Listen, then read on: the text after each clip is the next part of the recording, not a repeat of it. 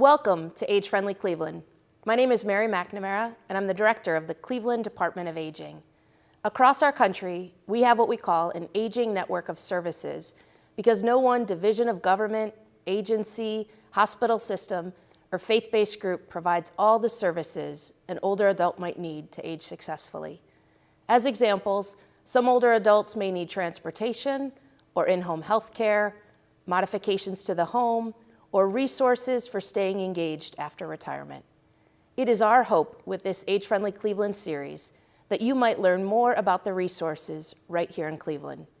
This next segment is about one of the trusted agencies we work closely with every day to make Cleveland an age-friendly city.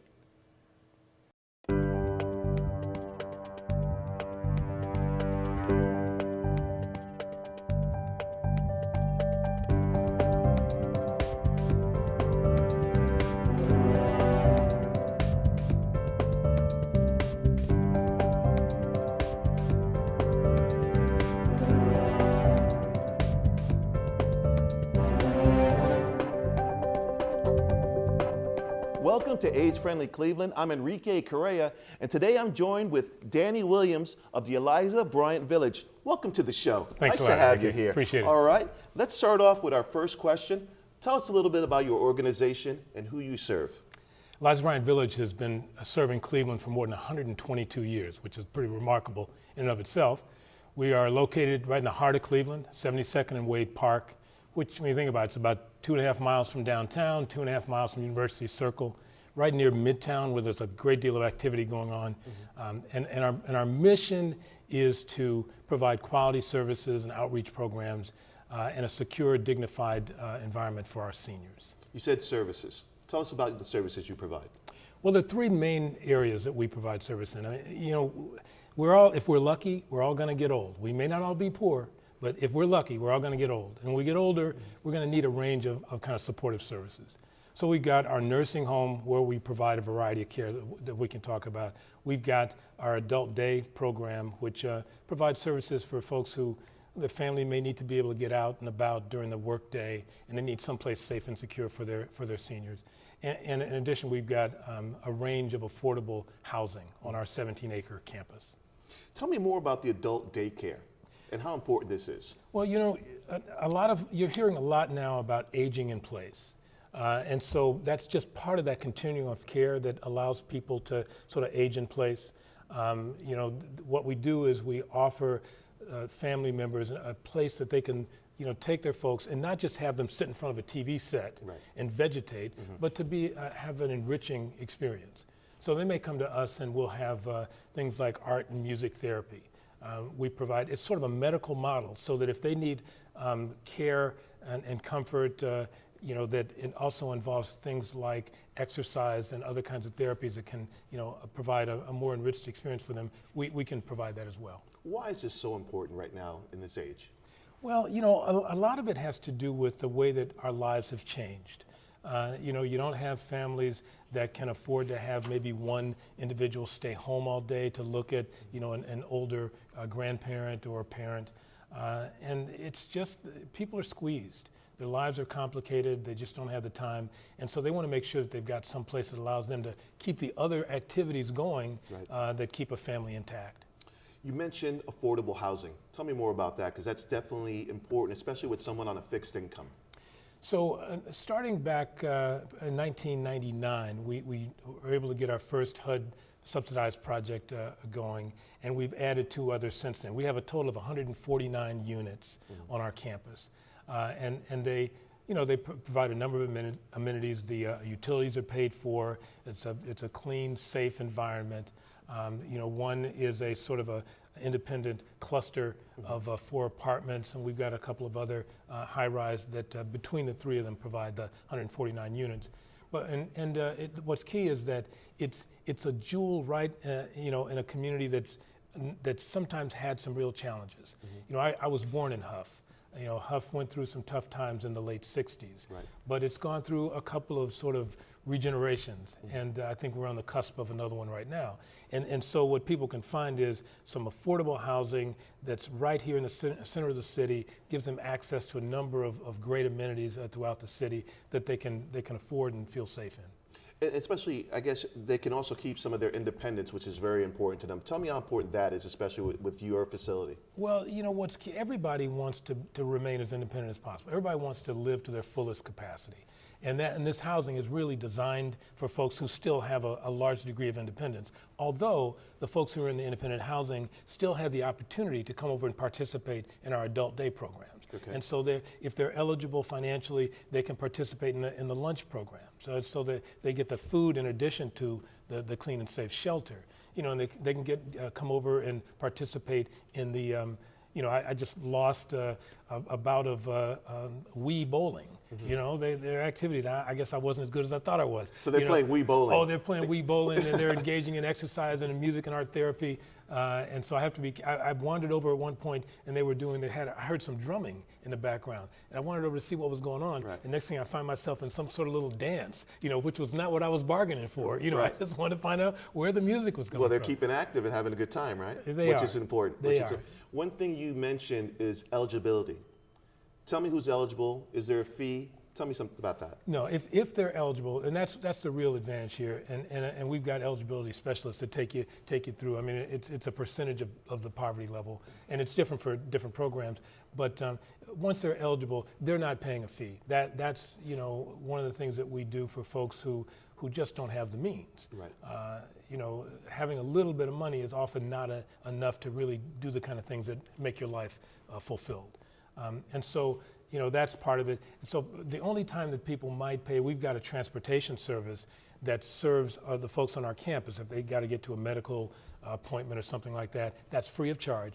But for those in the community who may need to, you know, transportation someplace for a modest $5 charge, you know, between the hours of 10 and 2, they can make a reservation to get one of our buses to take them to an appointment or someplace like that. But even that, I mean, it's only $5. It's much less than they'd have to pay a cab or Uber or any place else that Exactly. they'd need to get around to that kind of appointment. Plus, they feel safer. Absolutely, absolutely. We're going to take care of them, whether they're on our campus or they're with us in transportation. And they have the trust that you provide, knowing that you're going in your car service and doing those things. Yeah, you know, and one good thing about what we're trying to do is people can move, can evolve for the part of their life when they can live independently. We've got those opportunities for them, and they can. You know, we occasionally have a few vacancies, so if they reach out to us on our website, they can get on a waiting list if that's a need that they would have. If they get to a point where they need a little bit more support, they can migrate to our adult day program and get the kind of supports that provides. If they then need the greater support that we provide in our nursing home, we got 4 levels of care in our nursing home. So, for example, if some folks come to us because they need some skilled care, they need to rehab from a procedure that they've had in one of the hospitals. Right. And the expectation is that we'll work with them, get them back on their feet, get them back in their home. You know, if they need a little bit more care, you know, moderate level of care to help them with activities of daily living, we have that service in our nursing home as well. Then there's a level of care when people may have cognitive impairments, Okay. you know, dementia, Alzheimer's, different things that will keep them from being able to look after all of their needs. And we're, you know, some folks who have cognitive impairments also will wander. Right. So we want to make sure we keep them safe from things that might happen to them. And then there are folks who just need total care, who need 24/7 care, and we can provide that as well. So we've got that whole continuum of opportunities of people from independent to the kind of services that we have in adult day to the total care that they might need at some point in their lives. In my experience lately, it seems like a lot of seniors and older adults want to volunteer, especially if they're retired. What about somebody wanting to volunteer for your organization and viewers out there and seniors out there who may want to volunteer? You know, that is such an essential part of what we do. We would not be Eliza Bryant Village if it weren't for volunteers. This goes back to our founder, Eliza Simmons Bryant, who came up to Cleveland from North Carolina with her mother, Polly Simmons, back in 1858, with her 2 brothers as well.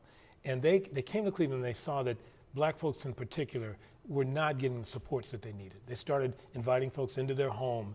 You know, they developed a reputation. If you needed a place, a safe place to sleep or a warm meal, you could go to the Bryants and they'd help you out. Right. And they eventually kind of cobbled together, with the help of volunteers at their church, enough to get started what then was known as the Cleveland Home for Aged Colored People. And this was incorporated in 1896, 122 years ago.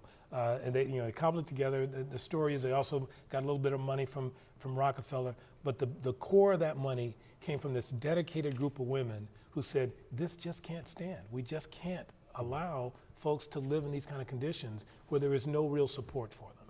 And so what was then known as the Lady Board of Managers eventually became known as Auxiliary One, were the ones who were really instrumental volunteers in getting Eliza Bryant Village started. And then they evolved to the point where there were 2 other auxiliaries that have been formed since then, Auxiliary 2 and Auxiliary 3, and it's that kind of volunteer spirit that keeps us going. But it's even more than that now. We've got a volunteer coordinator, Chantel Davis, who will cultivate all kinds of volunteer relationships. We've got, there's students coming in from John Carroll and from Case and from Baldwin Wallace, providing all kinds of services for our seniors. And so we got I just got a chance to greet a high school group that came in a few months ago to work with our seniors doing art and craft and, a whole range of fun activities with our seniors. How do your services and programs make Cleveland more age-friendly? Well, think about what you need to be an age-friendly city. You want to make sure that people feel secure. You want to make sure that people have access to the amenities in the city, that have transportation access. They need to have good companionship, enriching experiences for them through their interactions with other folks. And when you think about the range of services we provide, we hit all those, and we try to make sure that we're a good partner. Not only if we can't do it, we'll refer them to someplace else, in the community that can provide the kind of services they need. But, I was listening to something on TV the other day, and it had Joe Biden on. He was talking about, what it really takes to have a happy life. And he identified 3 things. He said, you want to have something to do, you want to have someone to love, and you want to have something to look forward to. Right. And that overlaps really nicely with the kind of things you want to provide for our seniors if they're going to be happy and we're going to be an age-friendly city. And we think that we go a long way toward trying to provide those kind of things for our seniors. Well, it sounds like you've got a lot of programs that are helping people, and the people watching now, what numbers you have, email address, so these people could get in touch with you? Well, if you go to our, it's probably always easier to go to elizabryant.org. And that can kind of tie you into a link to a lot of our services. And if they want to volunteer, you'll find a link to that area. Chantel Davis would be the right person. But if they want to know more about us, I would invite you to reach out to me. Email me at dwilliams@elizabryant.org, and we can arrange a tour. We can introduce you to our administrator, Deborah Enty, and some of our other program staff, and you can see if this is the right place for you or a member of your family. Well, I thank you very much for joining us. You've taught us a lot about these programs, and I'm sure our viewers are going to learn a lot from you as well. Well, I appreciate it. It's a great opportunity for us to be on. Well, that's all the time we have for now. And I want to tell the people out there, thank you for watching as well. For TV 20, I'm Enrique Correa. Remember, we are Age Friendly Cleveland.